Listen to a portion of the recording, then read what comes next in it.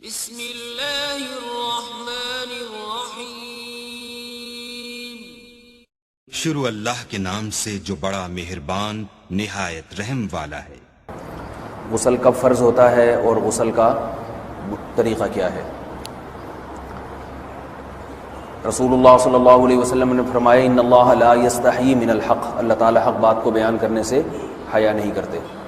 تو غسل کے جو مسائل ہیں ان میں بھی بعض دفعہ کچھ ایسی باتیں آتی ہیں جو بظاہر حیا کے خلاف ہیں، لیکن علم کی ایک بات ہے، سیکھنے اور سکھانے میں حیا اگر کریں گے تو پھر ظاہر ہے ساری زندگی جاہل ہی رہے گا انسان۔ اور غسل کے مسائل سیکھنا اس لیے ضروری ہے کہ غسل جب فرض ہوتا ہے تو جب تک مکمل غسل نہ ہو آپ کی نماز ادا نہیں ہوتی۔ رسول اللہ صلی اللہ علیہ وسلم نے فرمایا الماء من الماء، حدیث ہے کہ غسل فرض ہوتا ہے خواہش نفس کے ساتھ جسم سے منی خارج ہونے سے۔ مرد پہ غسل کب فرض ہوگا؟ جب اس کے جسم سے شہوت کے ساتھ منی خارج ہو۔ منی بالکل سفید رنگ کی چیز ہے، ایک ہوتی ہے مزی۔ شہوت پیدا ہونے سے اگر کسی کے مرد یا عورت کے صرف رطوبت خارج ہونا شروع ہو گئی، اس سے غسل فرض نہیں ہوتا۔ جب تک مکمل شہوت پوری نہیں ہو جاتی اور مادہ منویہ خارج نہیں ہو جاتا، چاہے احتلام کی صورت میں ہو یا کسی بھی طرح سے ہو۔ مردوں کے ساتھ چونکہ یہ بہت زیادہ ہوتا ہے نائٹ فال کی صورت میں، مردوں پر غسل کی یہ صورت بہت زیادہ فرض ہوتی ہے۔ جیسے ہی بلوغت ہوتی ہے تو احتلام شروع ہو جاتا ہے، ہفتے میں 1 دفعہ 2 دفعہ 3 دفعہ، بعض نوجوانوں کو روزانہ بھی 2 دفعہ ہوتا ہے، جبکہ خواتین میں یہ والے غسل کی صورت بہت ہی کم ہوتی ہے کہ ان کو نائٹ فال ہو یا اس طرح سے غسل فرض ہو۔ ہزاروں میں کسی ایک عورت کے ساتھ ایسا ہوتا ہے۔ ایک صورت تو یہ ہے غسل فرض ہونے کی۔ دوسری صورت کیا ہے کہ جب انسان اپنی زوجہ کے ساتھ ملاپ کرے اور انٹرکورس ہو جائے، چاہے اس صورت میں ڈسچارج دونوں میں سے کوئی ہو یا نہ ہو، لیکن دونوں پہ غسل فرض ہو جائے گا، مرد پہ بھی اور عورت پہ بھی۔ یہ تو مردوں کے غسل کے فرض ہونے کا۔ مردوں کے غسل میں ایک چیز یہ بھی ہے کہ اگر آپ نے رات کو نیند کی اور صبح آپ اٹھے اور آپ نے کپڑوں پہ نشان دیکھا، اب آپ کو یہ پتہ نہیں چل رہا کہ یہ منی کا نشان ہے یا مزی کا ہے، تو بھی آپ پر غسل کرنا فرض ہے۔ یہی سمجھا جائے گا کہ یہ آپ خواب میں ڈسچارج ہوئے ہیں۔ عورت پر جو غسل فرض ہوتا ہے ایک اور صورت میں ہوتا ہے کہ جب خواتین کو ایام آنا بند ہو جاتے ہیں، حیض یا نفاس سے جب پاک ہو جائیں تو بھی ان پہ غسل فرض ہے۔ یہ تو غسل کی فرضیت سے متعلق احکام تھے۔ کچھ چیزیں ایسی ہیں جن میں غسل سنت ہے، فرض نہیں ہے۔ جمعہ کے دن غسل کرنا، رسول اللہ صلی اللہ علیہ وسلم نے بہت زیادہ تاکید کی ہے۔ سنت کی 2 قسمیں ہیں، سنت مؤکدہ اور سنت غیر مؤکدہ۔ مؤکدہ وہ ہوتی ہیں کہ جن کو چھوڑنے کا اگر کوئی معمول بنا لے تو گناہ کا خطرہ ہے، اور ایسا شخص قابل ملامت ہے، اسے شریعت ملامت کرتی ہے، برا بھلا کہتی ہے۔ تو غسل سنت مؤکدہ ہے، ہفتے میں 1 مرتبہ، چاہے جمعے کے دن ہو یا کسی بھی دن ہو۔ جو مسلمان ہفتے میں 1 دفعہ بھی نہیں نہاتا، وہ کتنا ہی نیٹ کلین ہو، مگر شریعت کی نظر میں وہ قابل ملامت ہے، اسے تانے دینے چاہیے کہ شرم نہیں آتی ہو مسلمان مگر رہتے ہو بھنگیوں اور چماروں کی طرح۔ ملامت تو اسی کو کہتے ہیں نا۔ اس کی دلیل رسول اللہ صلی اللہ علیہ وسلم نے فرمایا، صحیح حدیث ہے، حق علی کل مسلم ان یغتسل کل اسبوع مرۃ، کہ ہر مسلمان پر لازم ہے کہ وہ ہفتے میں کم از کم 1 مرتبہ غسل کرے۔ ہر مسلمان پر لازم ہے، چاہے اس پہ غسل فرض نہ بھی ہو۔ اور کس دن بہتر ہے؟ جمعہ کے دن۔ نبی صلی اللہ علیہ وسلم نے حکم دیا ہے کہ جمعے کے دن غسل کیا جائے۔ امام احمد ابن حنبل کا مذہب یہ ہے کہ جمعے کے دن غسل کرنا واجب ہے، صرف سنت نہیں ہے بلکہ واجب ہے، لیکن جمہور کا مذہب یہ ہے کہ سنت عمل ہے۔ غیر مسلم جب اسلام قبول کرتا ہے تو اس وقت بھی اس کے لیے غسل کرنا سنت ہے۔ جب ہم مردے کو نہلاتے ہیں تو جو مردے کو نہلائے اس کے لیے بھی خود غسل کرنا افضل ہے، سنت عمل ہے۔ عید کے دن غسل کرنا سنت عمل ہے۔ تو یہ وہ تمام مواقع ہیں جن میں غسل کرنا رسول اللہ صلی اللہ علیہ وسلم کی سنت ہے۔ غسل کا طریقہ کیا ہے؟ غسل میں 3 چیزیں فرض ہیں۔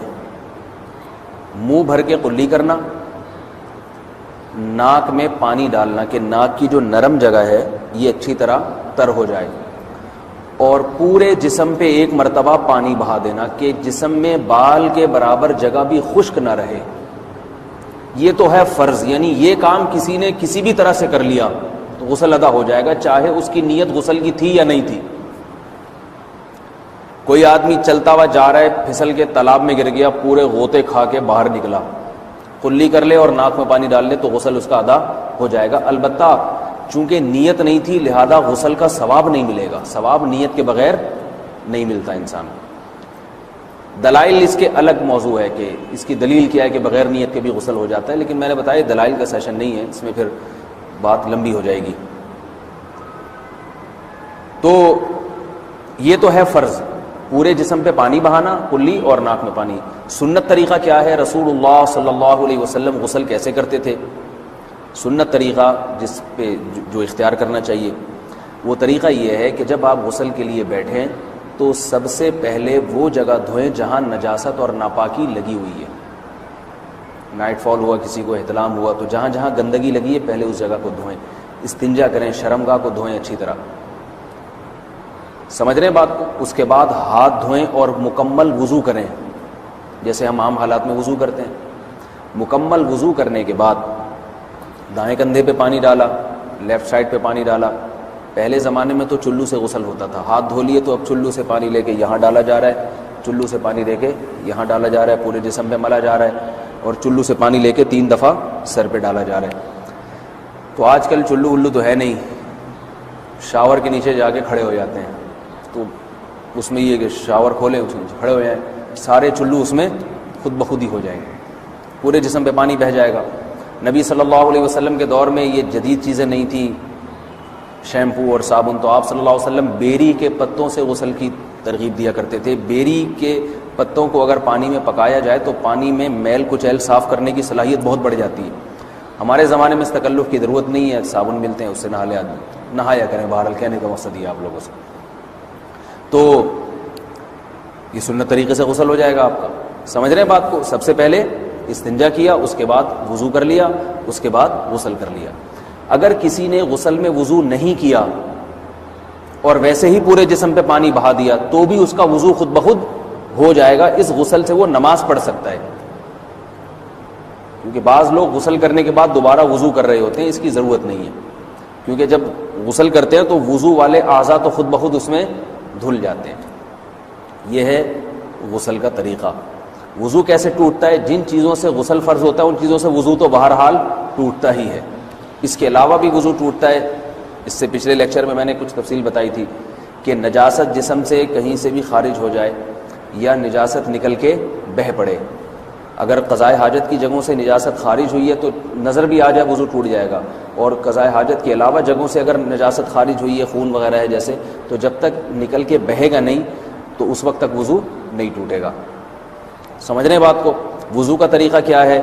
سب سے پہلے دونوں ہاتھوں کو دھویا جائے، 3 دفعہ کلی کی جائے، مسواک کی جائے، 3 دفعہ ناک میں پانی ڈالا جائے، پھر پورے چہرے کو، پیشانی یہ جو ہے جہاں سے پیشانی ہماری شروع ہو رہی ہے اور تھوڑی کے نیچے، تھوڑی جہاں ختم ہو رہی ہے، اور ایک کان کی لو سے دوسرے کان کی لو تک 4 اعضاء ہیں وضو میں دھونا فرض ہیں۔ 1 چہرہ، نمبر 2 بازو، نمبر 3 سر کا مسا، چوتھائی سر، اور نمبر 4 پاؤں کو دھونا۔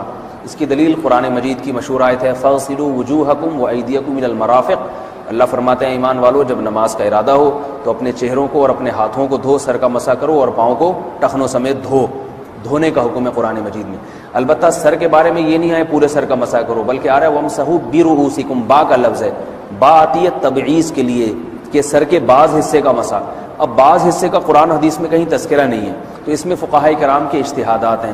امام شافعی فرماتے ہیں تھوڑا سا بھی ٹچ کر لیا سر کو ہو جائے گا، امام ابو حنیفہ فرماتے ہیں نہیں کم از کم 1/4 کا ہونا ضروری ہے۔ سب کے اپنے اپنے دلائل ہیں، ان دلائل میں نہیں جاتا۔